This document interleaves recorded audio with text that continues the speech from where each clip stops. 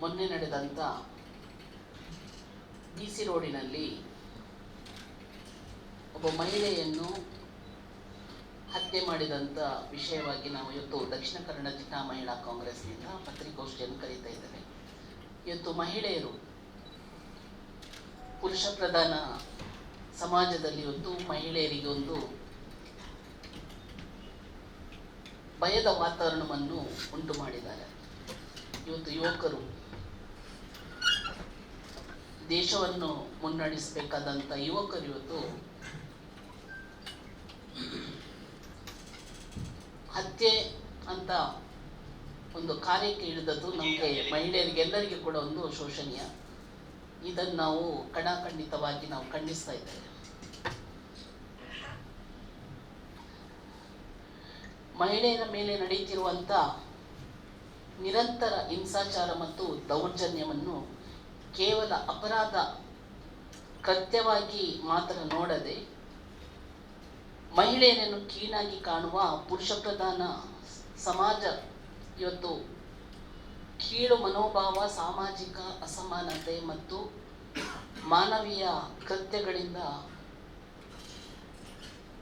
ಕುಸಿತದ ಪರಿಣಾಮವನ್ನು ಇವತ್ತು ಗಂಭೀರವಾಗಿ ಪರಿಗಣಿಸಬೇಕಾಗ್ತದೆ. ಈ ಘಟನೆ ಸಮಾಜದ ಜನರನ್ನು ಇವತ್ತು ಬೆಚ್ಚಿ ಬೀಳಿಸುವಂತಾಗಿದೆ. ಮಹಿಳೆಯರೆಲ್ಲರೂ ಕೂಡ ದಿಗ್ಭ್ರಮೆಗೊಂಡಿದ್ದಾರೆ.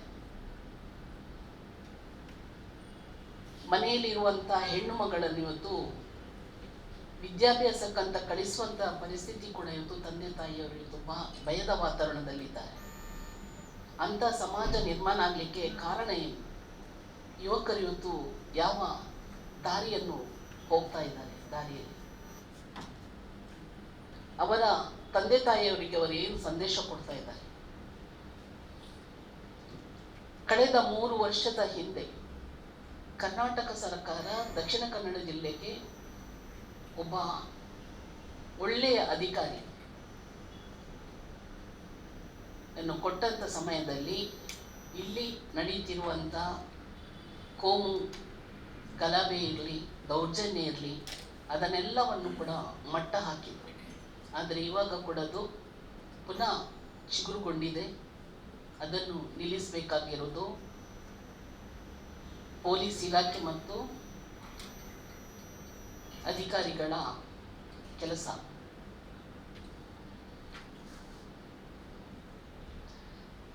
ಇಲಾಖೆ ಕೂಡಲೇ ಈ ಒಂದು ಮಹಿಳೆಯನ್ನು ಅಡ್ಡಾಡಿಸಿ ಕೊಲೆ ಮಾಡಿದಂತ ನೋಡಿದ್ರೆ ನಾವೆಲ್ಲ ಮೇಲೆ ಕೂತ್ಕೊಂಡಿದ್ದಂತ ಮಹಿಳೆಯರಿಗೆ ಏನು ಸಂದೇಶ ಕೊಡ್ತಾ ಇದ್ದಾರೆ ಇವತ್ತು? ಅವರ ಮನೆಯಲ್ಲಿ ಕೂಡ ಅಣ್ಣ ತಮ್ಮಂದಿರಿದ್ದಾರೆ, ಅಕ್ಕ ತಂಗಿಯರಿದ್ದಾರೆ, ತಾಯಿ ಇದ್ದಾರೆ, ಫ್ರೆಂಡ್ಸಿನವರಿದ್ದಾರೆ. ಅವರಿಗೂ ಕೂಡ ಏನು ಸಂದೇಶ ಕೊಡ್ತಾ ಇದ್ದಾರೆ ಇವತ್ತು? ಈ ಸಮಾಜದಲ್ಲಿ ಬೆಳಿಬೇಕಾದಂತ ಯುವಕರು ಇವತ್ತು ಇದು ಪರಿಣಾಮವನ್ನು ಹೇಗೆ ಬೀರ್ತದೆ ಸಮಾಜದಲ್ಲಿ? ದೇಶದ ಪ್ರತಿಯೊಬ್ಬ ನಾಗರಿಕರು ಕೂಡ ದಕ್ಷಿಣ ಕನ್ನಡ ಜಿಲ್ಲೆಯನ್ನು ಒಂದು ಒಳ್ಳೆ ಸಮಾಜ ಅಂತ ಎಲ್ಲರೂ ಕೂಡ ಗುರುತಿಸಿದ್ರು. ಎಲ್ಲಿ ಹೋದ್ರೂ ಕೂಡ ದಕ್ಷಿಣ ಕನ್ನಡದಲ್ಲಿ ಏನು ಪ್ರಾಬ್ಲಮ್ ಇಲ್ಲ, ಇವಾಗ ಒಳ್ಳೆ ವಾತಾವರಣ ಇದೆ ಅಂತ ಹೇಳಿದಂತ ಎಲ್ಲರೂ ಕೂಡ ಇವತ್ತೊಂದು ಈ ಮೊನ್ನೆ ನಡೆದಂಥ ಘಟನೆಗೆ ಇವತ್ತೆಲ್ಲರೂ ಕೂಡ ಮಹಿಳೆಯರು, ಮನೆಯ ತಾಯಿಯಂದಿರು ಇವತ್ತು ಬೆಚ್ಚಿ ಬೀಳಿಸ್ತಾ ಇದ್ದಾರೆ. ಮಗಳು ಮನೆಯಿಂದ ಹೊರಗೆ ಹೋದ್ರೆ ಸಂಜೆ ಯಾವಾಗ ಬರ್ತಾಳೆ ಅಂತ ಎದೆಗೆ ಕೈ ಇಟ್ಟು ಕೂತ್ಕೊಳ್ಳುವಂಥ ಪರಿಸ್ಥಿತಿ ಇವತ್ತು ನಿರ್ಮಾಣ ಆಗಿದೆ. ಸರ್ಕಾರ 3 ವರ್ಷದಲ್ಲಿ ಒಳ್ಳೆ ಕೆಲಸ ಮಾಡಿತ್ತು, ಒಳ್ಳೆ ಅಧಿಕಾರಿಯನ್ನು ಕೊಟ್ಟರು. ಈಗ ಯಾಕೆ ಈಗ ಆಗಿದೆ? ಇದಕ್ಕೆ ಕಾರಣದ ಯಾರು? ಕಾರಣದ ಕೈಗಳು ಯಾವುದು? ಅದು ಆಗಬಾರ್ದು. ತಂದೆ ತಾಯಿಯರು ಸಾಲ ಸೋಲ ಮಾಡಿ ದುಡ್ದು ಅವರನ್ನು ಒಂದು ವಿದ್ಯಾಭ್ಯಾಸ ಕೊಟ್ಟು ಮುಂದೆ ನನಗೆ ಆಧಾರ ಆಗ್ತಾರಂತ ಮನೆ ಮಕ್ಕಳನ್ನು ಶಾಲೆಗೆ ಕಳಿಸಿ ಉದ್ಯೋಗವನ್ನು ಮಾಡಲಿ ಅಂತ ಹೇಳಿ ತಂದೆ ತಾಯಿಯರು ಇದು ಮಾಡ್ತಾರೆ. ಆದರೆ ಇವತ್ತು ಈ ಥರದ ಪರಿಸ್ಥಿತಿ ಆಯಿತು. ಮೊನ್ನೆ ನಡೆದಂಥ ಲಾವಣ್ಯ ಎಂಬ ಹುಡುಗಿ 21 ವರ್ಷ ಅವಳು ಕಲಿತು ಕೆಲಸಕ್ಕೆ ಸೇರಿ ಬರೀ 3 ತಿಂಗಳಾಗಿದೆ ಅಷ್ಟೇ. ತಂದೆ ತಾಯಿಯವರು ಬಹಳ ಖುಷಿಯಿಂದ ಮಗಳಿಗೊಂದು ಕೆಲಸ ಸಿಕ್ಕಿತ್ತು, ನಮಗೆ ಒಂದು ಆಧಾರ ಆಯ್ತು ಅಂತ ಒಳ್ಳೆ ಮನಸ್ಸಿಂದ ಇತ್ತು. ಬೆಳಿಗ್ಗೆ ಹೋದವಳು ಸಂಜೆ ಈ ಥರ ಆಗಿ ಬಂದಲ್ಲ ಅಂತ ಹೇಳುವಾಗ ಅವರ ಮನೆಗೆ ನಾವೆಲ್ಲರೂ ಎಲ್ಲ ಮಹಿಳೆಯರು ನಾವು ಅವರ ಮನೆಗೆ ಹೋಗಿದ್ದೆವು. ನಾವು ಅವರ ದುಃಖದ ವಾತಾವರಣ ನೋಡುವಾಗ ನಮಗೂ ಕೂಡ ದುಃಖವನ್ನು ಸಹಿಸಲಿಕ್ಕೆ ಆಗಲಿಲ್ಲ. ಅಂಥ ವಾತಾವರಣ ಅಲ್ಲಿ ನಿರ್ಮಾಣ ಆಗಿತ್ತು. ಪ್ರತಿಯೊಂದು ಮಹಿಳೆಯರು ಕೂಡ ಇವತ್ತು ಬೊಬ್ಬೆ ಹೊಡೆದು ಕೂಗಾಡ್ತಾ ಇದ್ರು, ಹೀಗೆ ಮಾಡಬಾರ್ದಿತ್ತು ಅವನು ಅಂತೇಳಿ. ಮುಂದಿನ ನಡೆ ಏನು? ಅವನು ಮಾಡಿದ್ದಾನೆ, ಕೊಲೆ ಮಾಡಿದ್ದಾನೆ, ಅವನಿಗೆ ಶಿಕ್ಷೆ ಆಗಬೇಕು, ಕಠಿಣವಾದ ಶಿಕ್ಷೆ ಆಗಬೇಕು.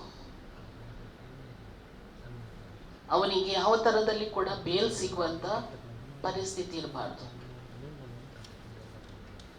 ಸಾಕ್ಷಿ ಇಲ್ಲ ಅಂತ ಹೇಳಿ ಅವನನ್ನು ಬಿಡುಗಡೆ ಮಾಡಬಾರ್ದು ಅಂತ ನಾವೆಲ್ಲರೂ ಕೂಡ ಮಹಿಳೆಯರು, ದಕ್ಷಿಣ ಕನ್ನಡ ಜಿಲ್ಲೆಯ ಮಹಿಳೆಯರೆಲ್ಲರೂ ಕೂಡ ನಾವು ಆಗ್ರಹ ಮಾಡ್ತಾ ಇದ್ದೇವೆ ನಾವು ಅವರನ್ನು.